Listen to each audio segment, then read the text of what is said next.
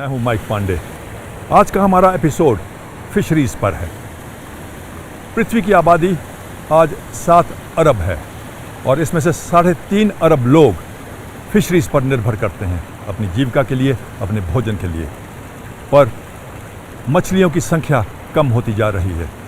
ये एक सोचनीय समस्या है पूरे विश्व के लिए, पूरे पृथ्वी के लिए। समाधान ढूंढने ज़रूरी है। तो आज हम नज़र डालते हैं फिशरीज पर और उनके विकल्प और समाधान।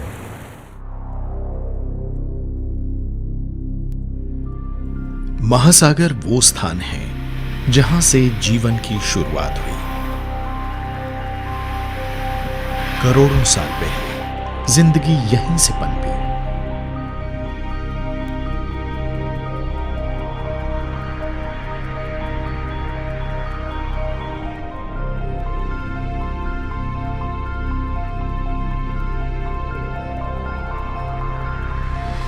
हमारे ग्रह के लगभग 3/4 हिस्से को समुद्र ढके हुए हैं।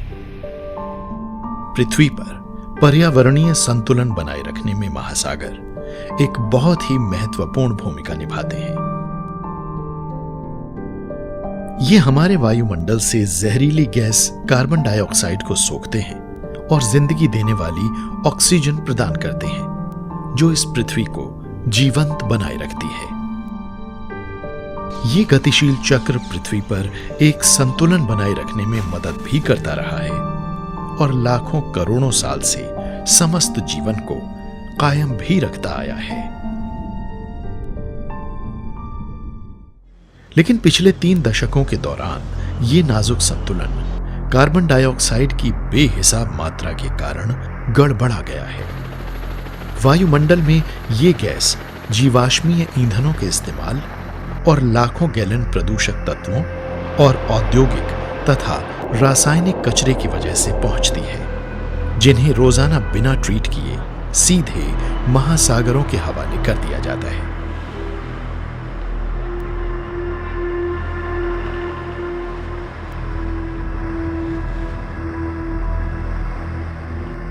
समुद्रों को पूरी दुनिया में कचरा डालने वाली जगह बनाया जा रहा है और वो अम्लीय होते जा रहे हैं। वायुमंडल में हद से ज्यादा कार्बन की वजह से ग्लोबल वार्मिंग हो रही है और समुद्र के तापमान में वृद्धि के कारण मछलियों की आबादियों और कोरल के लिए गंभीर खतरा पैदा हो गया है। जब भी प्रदूषण होगा, खास तौर पर वो उसका इम्पैक्ट या परिणाम वो पीएच में पड़ता है या ऑक्सीजन लेवल में पड़ता है। खास तौर पर कुछ इम्पैक्ट्स इसमें कोरल्स में देखने में आया है। उसको कोरल एसिडिफिकेशन बोलते हैं, जिसकी वजह से कोरल का ऊपर भाग जो है वो थोड़ा अफेक्ट होते जाता है। भारत के पश्चिमी हिस्से में अरब सागर मौजूद है। इसके दक्षिण में हिंद महासागर है और पूर्व में बंगाल की खाड़ी। भारत की तटरेखा 8000 किलोमीटर से ज्यादा लंबी है। हजारों समुदाय और मछुआरों के गांव इन्हीं तटीय इलाकों के आसपास बसे हैं और अपनी रोजी के लिए इन महासागरों पर सीधे तौर पर निर्भर हैं। महासागर आहार का एक समृद्ध स्रोत रहे हैं। ये पूरी दुनिया के लाखों करोड़ों लोगों को प्रोटीन युक्त आहार मुहैया कराते हैं। हर साल समुद्रों से 8 करोड़ टन से ज्यादा मछलियां पकड़ी जाती हैं। लेकिन पिछले 2 दशकों के दौरान पकड़ी जाने वाली इन मछलियों की तादाद में कमी देखी जा रही है। हद से ज्यादा मछली पकड़े जाने के कारण दुनिया का ये सबसे मूल्यवान प्राकृतिक संसाधन खत्म होता जा रहा है। पहले जहां मछलियां पकड़ने वाले ट्रॉलर एक दिन में 1 टन मछलियां पकड़ लिया करते थे, अब उन्हें कुछ 100 किलो मछलियों के साथ ही लौटना पड़ता है और कभी-कभी तो उन्हें कई दिन मछली पकड़ने के बाद इतनी मछलियां मिल पाती हैं। इन घटते संसाधनों के लिए कई कारण जिम्मेदार हैं, जैसे कि हद से ज्यादा मछली पकड़ना, गैर कानूनी जाल का इस्तेमाल, बढ़ती इंसानी आबादी और हमारे महासागरों का प्रदूषित होना। पूरी दुनिया में ही मछलियों की कई प्रजातियां गायब होती जा रही हैं, जैसे कि कॉड, ब्लूफिन टूना, ग्रुपर और शार्क्स की कई प्रजातियां। भारत में हिल्सा, महसीर, झींगे, लॉबस्टर और ऑयस्टर विलोपन के कगार पर पहुंच गई हैं। गैर कानूनी जालों के इस्तेमाल को लेकर गहरी चिंता पैदा हो रही है। इन जालों में बहुत छोटे छोटे सुराख होते हैं, जिस कारण इनमें कम उम्र की मछलियां भी फंस जाती हैं। मछली पकड़ने के साथ दो पहलू जुड़े हैं। एक है जाल बिछाना और दूसरा है नाव की रफ्तार। अगर ये काम बहुत तेजी से होगा तो छोटी उम्र की मछलियों को बचकर भाग निकलने का समय नहीं मिल पाएगा, यानी वो बेवजह पकड़ी और मारी जाएंगी, यानी ये मछलियों की बर्बादी है। मछलियों को सतह पर लाने के लिए नदियों और महासागरों में डायनामाइट का इस्तेमाल भी किया जा रहा है। इन विस्फोटकों के असर से कोरल रीफ और नदियों की तलहटी तबाह हो जाती है, जहां अधिकतर मछलियां रहती हैं, और यहीं पर मछलियों की हजारों प्रजातियां पलती भी हैं। मैनग्रोव मछलियों के पालन पोषण वाली जगह हैं, और कई स्थानों पर इनका सफाया भी बड़ी चिंताजनक रफ्तार से हो रहा है। इससे पूरी तटरेखा के आसपास ही मछलियों की आबादी प्रभावित हो रही है। कुछ समुदाय ऐसे रासायनिक पाउडर इस्तेमाल करते हैं जिनसे मछलियों को पानी से ऑक्सीजन नहीं मिल पाती। इस कारण मछलियों और समुद्री पौधों की मौत हो जाती है।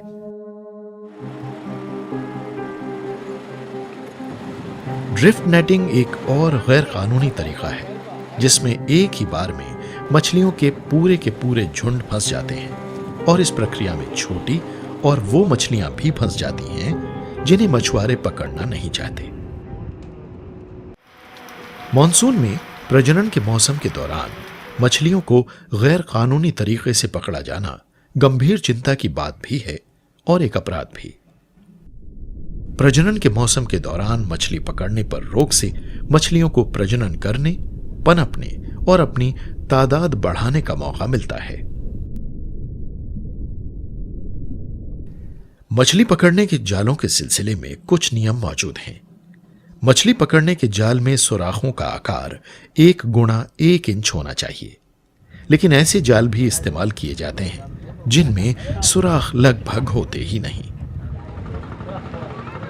मैकेनाइज नेट वाले ट्रॉलरों में ये सफेद से जीवों का जो विशाल ढेर नजर आ रहा है, ये हैं लाखों ऐसी छोटी छोटी मछलियां जो गैर कानूनी जालों के चंगुल में फंस जाती हैं। हर बोट में इनकी करीब 2.5 टन मात्रा होती है, जिन्हें खाया नहीं जा सकता, मगर इससे मछलियों की तादाद बढ़ने में, उनकी आबादी बढ़ने में भारी बाधा आती है। इन मछलियों से मुर्गे मुर्गियों का चारा और गुलाब के लिए खाद बना दी जाती है। हजारों ट्रॉलर रोजाना इसी तरह मछलियां पकड़ते हैं। ट्रैश फिशिंग चिंता का एक और विषय है। इसमें मछुआरे अपनी पहले पकड़ी गई मछलियों को ज्यादा फायदा देने वाली मछलियों के लिए समुद्र में फेंक देते हैं। ऐसी मछलियों में रिबन फिश शामिल है, जिनकी कारोबारी कीमत कम होती है। मछुआरों को अगर ज्यादा कीमत वाले झींगों या पॉम्फ्रेट का झुंड नजर आ जाता है तो वो कम कीमत की इन मछलियों को समुद्र के हवाले कर देते हैं। समुद्र से ताल्लुक रखने वाली रुपहले रंग की कटिबंधी मछली को भारत, बांग्लादेश और बंगाल में बड़े चाव से खाया जाता है, लेकिन वो भी गायब होती जा रही है। ये बांग्लादेश का हिल्सा, ये 1200 रुपये किलो है। अगर आपको कलकत्ता वाला चाहिए, कलकत्ता वाला है नहीं अभी, वो छोटा होता है 500 ग्राम 600 ग्राम। ये बांग्लादेश का है, ये 1 किलो 100 ग्राम का है, 1200 रुपये किलो। और कलकत्ता वाला उड़ीसा बालेश्वर का हिल्सा होता है 500 600 700 ग्राम का, वो 800 850 रुपये किलो होता है। कुछ दशक पहले तक हिल्सा काफी तादाद में मिलती थी, लेकिन हद से ज्यादा पकड़े जाने के कारण अब ये मछली विलोपन की तरफ बढ़ रही है। छोटी उम्र की मछलियां पकड़ लिए जाने के कारण हिल्सा की आबादी प्रभावित हुई है। भारतीय जलराशियों में शार्कों की 70 प्रजातियां मिलती हैं, कई प्रजातियां आज विलोपन के कगार तक पहुंच गई हैं। हर साल भारत के जल क्षेत्र में करीब 7 करोड़ शार्क मारी जाती है। शार्कों को उनके फिन्स के कारण मारा जाता है। शार्क के फिन काट डाले जाते हैं और शार्क को फिर से समुद्र में फेंक दिया जाता है।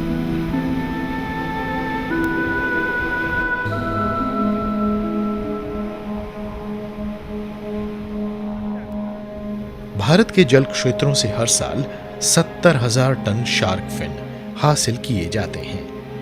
इसमें से ज्यादातर हिस्सा निर्यात किया जाता है ताकि हांगकांग और चीन के शार्क फिन बाजार की बढ़ती मांग को पूरा किया जा सके। इसे शार्क फिन सूप की शक्ल में इस्तेमाल किया जाता है और ये वहां बहुत ही लजीज माना जाता है। शार्कों की कई प्रजातियां गायब हो रही हैं। हैमरहेड प्रजाति की तादाद 90% घट गई है। थ्रेशर शार्क प्रजाति और ग्रेट व्हाइट शार्क की तादाद में 80% की और टाइगर शार्क की तादाद में 65% की कमी आई है। तमिलनाडु, गुजरात, महाराष्ट्र, केरल, कर्नाटक और आंध्र प्रदेश से भारत की 85% शार्क पकड़ी जाती हैं और चेन्नई और मुंबई शार्क के कारोबार से जुड़े भारत के प्रमुख केंद्र हैं। विलोपन का खतरा सिर्फ कारोबारी तौर पर ज्यादा मछलियां पकड़े जाने से ही नहीं है, बल्कि मछलियों को पालने के कारोबार के कारण भी है। नदियों में रहने वाली मछलियां भी खतरा झेल रही हैं। समुद्रों और नदियों दोनों ही जगहों से लाखों करोड़ों सजावटी मछलियां पकड़ी और विदेशों को निर्यात की जा रही हैं। सजावटी मछलियों का सालाना कारोबार $5 अरब का है और इसमें हर साल 8% से भी ज्यादा की वृद्धि हो रही है। इससे नाजुक पर्यावरण प्रणाली और प्रजातियों को नुकसान पहुंचा है। पश्चिमी घाट के आसपास सजावटी मछलियों की करीब 30 प्रजातियां आज खतरे से घिरी मानी जा रही हैं और IUCN के मुताबिक इनमें से 15 के सामने तो गंभीर खतरा मंडरा रहा है। इन मछलियों को पकड़ने के लिए जो तरीके अपनाए जा रहे हैं उनसे कोरल रीफ और समुद्र की तली को कभी ठीक न होने वाला नुकसान होता है।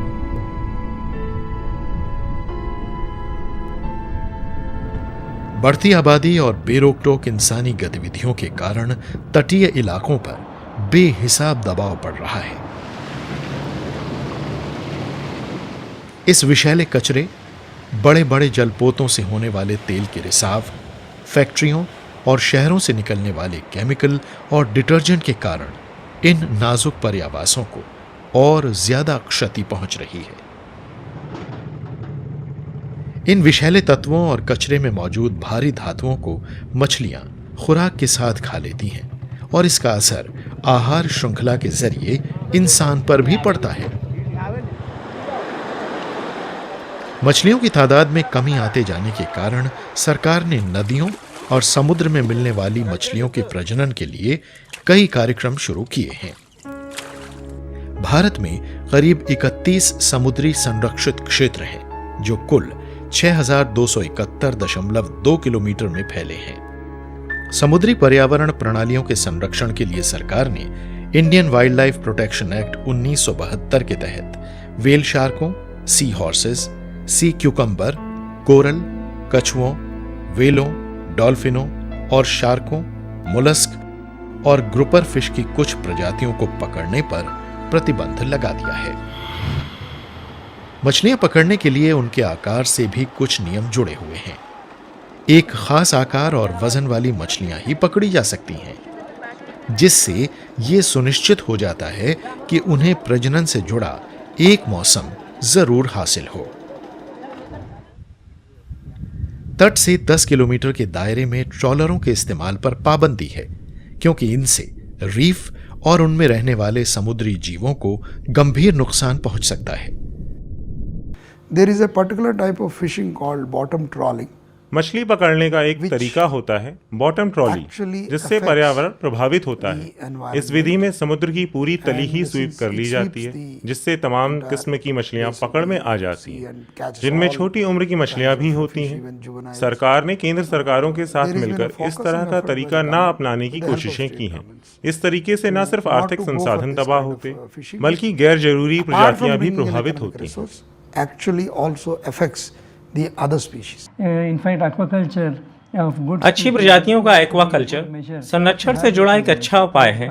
खाली संरक्षण कहने से इतनी उत्सुकता नहीं जागती, तो हम एक्वाकल्चर को संरक्षण कार्यक्रमों के साथ जोड़ने की कोशिश कर रहे हैं और ये कुछ जगहों पर बहाल भी हुआ है। जगह पे रिस्टोर भी हुई है। मछलियों की लगातार बढ़ती मांग के कारण जमीन पर कई वहनीय संभावनाओं की तलाश की जा रही है। इनमें नदियों में रहने वाली मछलियों का प्रजनन भी शामिल है। खासकर ट्राउट के प्रजनन वाले फार्म कायम किए जा रहे हैं। मैं इस वक्त एक ऐसे केंद्र पे हूँ जहाँ पर मछलियों का पालन होता है। मछलियों के अंडे यहाँ निकाले जाते हैं और छोटे छोटे बच्चे फिर लोगों को और किसानों को मुहैया होते हैं, ताकि वो अपने नदियों में, तालाबों में इनका पालन पोषण कर सकें और उसके बाद बाज़ार में बिक भी सकें। ये एक कैश इंसेंटिव है और यहाँ से जो बच्चे हैं वो सबको, कहीं कोई भी चाहे, उनको उपलब्ध होते हैं। करीब एक दशक पहले हद से ज्यादा पकड़े जाने के कारण ट्राउट विलोपन के कगार पर पहुंच गई थी। दुनिया में ट्राउट की 206 प्रजातियां हैं और रेनबो ट्राउट सबसे तेज रफ्तार से बढ़ने वाली ट्राउट प्रजातियों में से एक है। भारत में कुल्लू, मंडी, किन्नौर, चंबा और सोनमर्ग ट्राउट की पैदावार करने वाले प्रमुख केंद्र हैं। ट्राउट फार्म में बहते पानी वाली कई नहरें होती हैं।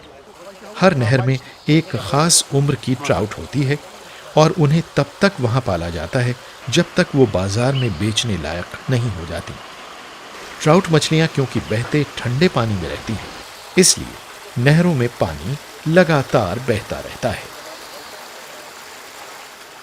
ट्राउट मछलियों को कीड़े मकोड़े, ड्रैगन फ्लाई, जोंक और मच्छरों के लार्वा खिलाए जाते हैं। अंडे से पूरी तरह वयस्क बनने में किसी ट्राउट को 3 से 4 साल का वक्त लगता है। इसके बाद वो अंडे देने योग्य हो जाती है। बहते पानी वाले बड़े बड़े टैंक बनाए जाते हैं और हर टैंक में एक खास आकार और वजन वाली मछली होती है। जब ट्राउट का वजन 150 से 300 ग्राम के बीच हो जाता है और वो प्रजनन का अपना एक चक्र पूरा कर लेती है, तो उसे फार्म से निकालकर बाजार में बेच दिया जाता है। ट्राउट फार्मों से यह सुनिश्चित हो पाया है कि आजीविका के वहनीय स्रोत को सुनिश्चित करने के साथ साथ ये आम आदमी को भी उपलब्ध हो सके। इन फार्मों के कारण समुद्री पर्यावरण प्रणाली पर इंसान का प्रभाव काफी हद तक घट गया है। सरकार, वैज्ञानिक शोधकर्ता और संरक्षणवादी समुद्री जीव जंतुओं और पर्यावरण प्रणालियों को बचाने में मदद के लिए अपनी तरफ से पूरी कोशिश कर रहे हैं, मगर साथ ही जरूरत इस बात की भी है कि मछुआरों और स्थानीय समुदायों से भी सहयोग मिले। मछुआरों को समझाया जा रहा है कि वो मछली पकड़ने के लिए सही किस्म के जाल इस्तेमाल करें। साथ ही उन्हें बताया जा रहा है कि अगर वो गलत किस्म के जाल इस्तेमाल करेंगे तो मछलियां बड़ी होने से पहले ही खत्म हो जाएंगी और नई पीढ़ी जन्म नहीं ले पाएगी। मछलियों से खाली हो चुके इलाकों को फिर से बहाल करने के लिए बड़े बड़े संरक्षित क्षेत्रों की रचना से गुम हो चुकी प्रजातियों की तादाद फिर से बढ़ाने में मदद मिलेगी। नए फिशिंग जोन बनाए जा रहे हैं ताकि पुराने ऐसे इलाके फिर से मछलियों से गुलजार हो सकें जहां आज मछलियां नहीं हैं। जोर इस बात पर है कि समुद्रों और नदियों की पर्यावरण प्रणालियों को फिर से पहले जैसी स्थितियों में लाया जाए। समुदाय का इस काम में शामिल होना बेहद अहमियत रखता है। इससे छोटे मछुआरों की आर्थिक सामाजिक स्थिति को बेहतर बनाने में मदद मिलेगी और साथ ही मछली पालन के प्रति एक वहनीय नजरिया भी पनपेगा। इस बात को समझने की जरूरत है कि समुद्रों की भी अपनी एक सीमा है और संतुलन बनाए रखने की जरूरत है। कुदरत से हमें सिर्फ उतना लेना चाहिए जितनी जरूरत हो, क्योंकि लालच की तो कोई सीमा होती ही नहीं है।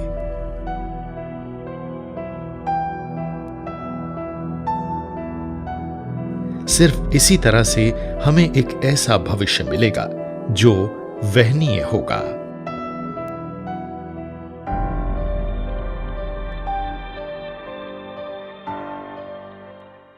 मछलियों का अंधाधुंध दोहन और प्रदूषण, pollution of our rivers and oceans, ये खास रीजंस हैं मछलियों के लुप्त होने के और इनके कटौती जो हो रही है। दुनिया के 3 अरब लोग फिशरीज पर डिपेंड करते हैं और अगर मछलियाँ लुप्त हो गईं तो 3 अरब लोगों का भविष्य अंधकार में आ जाएगा। ये सोचने की बात है। इस पर एक नियंत्रण लाया जा सकता है अगर हम जिस तरह से हम प्रदूषण करते हैं अपनी नदियों का, उस पर एक रोक लाएं। समुद्रों का प्रदूषण हो रहा है, उस पर एक रोक लाएं और एक संतुलित भविष्य का रास्ता बनाएं। हमारा आज का सफ़र यहीं तक। अगले हफ्ते आपसे फिर मुलाकात करेंगे एक नई दिशा में, एक नए एपिसोड पर, एक नए सफ़र पर। अपने सुझाव और विचार हमें ज़रूर लिख भेजिएगा। हमें आपके ख़तों का इंतज़ार रहता है। तब तक के लिए अपना ख्याल रखिएगा। नमस्कार।